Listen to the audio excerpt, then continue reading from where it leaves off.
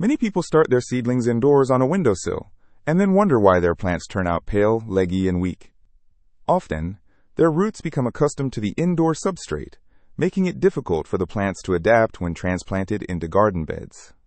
The result is growth stagnation, slow root development, and a lower yield. My name is Bohush Bude. Today, we'll look at common mistakes to avoid when growing seedlings, and how I personally grow robust, healthy plants ready for transplanting. One of the most common problems with growing seedlings indoors is insufficient light. If your seedlings are on a windowsill without enough direct sunlight, they will stretch toward the window, leading to thin and weak stems. Once transplanted into the garden, they are more prone to lodging and slow growth. Proper supplemental lighting can prevent this.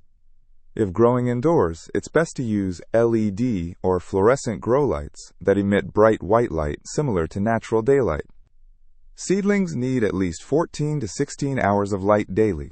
The light should be placed about 4 to 6 inches, 10 to 15 centimeters above the plants. If the light source is too far, the seedlings will still stretch upwards, which we want to avoid. Another common mistake is sowing seeds too early. Many gardeners start sowing in February out of excitement for the upcoming season. However, if tomatoes or peppers are started too soon, they may outgrow their pots, develop tangled roots, or even start flowering and fruiting before being transplanted. Timing is crucial.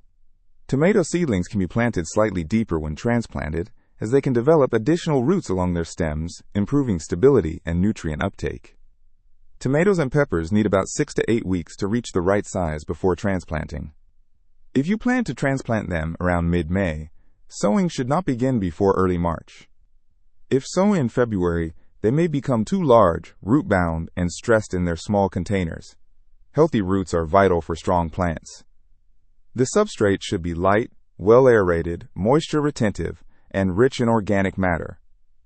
Poor quality soil can lead to slow growth and weak root systems. If seedlings remain too long in small pots, their roots may coil and struggle to expand once transplanted. Using deeper containers or avoiding pots altogether in favor of a cold frame or greenhouse can help. Many gardeners believe that more fertilizer equals better growth. However, excessive nitrogen causes plants to grow too quickly, resulting in fragile stems and increased susceptibility to diseases and pests. Instead of synthetic fertilizers, I use microbial preparations with beneficial bacteria and mycorrhizal fungi. These microorganisms help plants absorb nutrients efficiently and establish symbiotic relationships in the soil. Cold frames provide much better conditions. After germination, I cover the cold frame only at night, exposing seedlings to natural temperature fluctuations, real sunlight, and the soil they will continue growing in after transplanting. This eliminates the need for acclimatization, unlike indoor-grown seedlings. I transplant seedlings with their root ball intact once they develop their first true leaves. When a plant has 2 to 3 true leaves, it is strong enough to handle transplantation.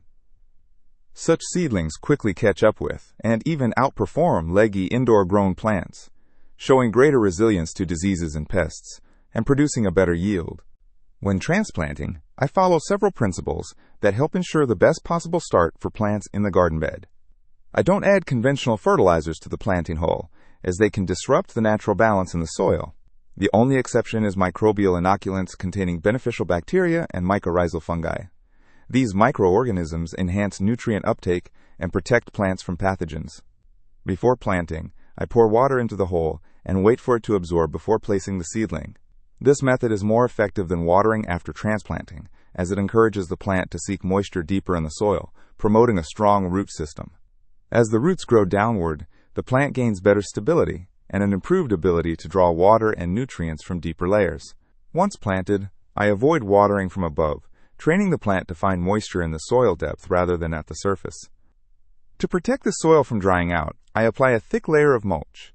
Mulching helps retain moisture, shields the soil from UV rays, prevents erosion, and serves as food for beneficial microorganisms. If you grow seedlings indoors on a windowsill and struggle with weak plants, consider changing your approach this year. Perhaps my experience will help you cultivate stronger, healthier plants that yield an abundant harvest. If you have your own tips or experiences, feel free to share them in the comments.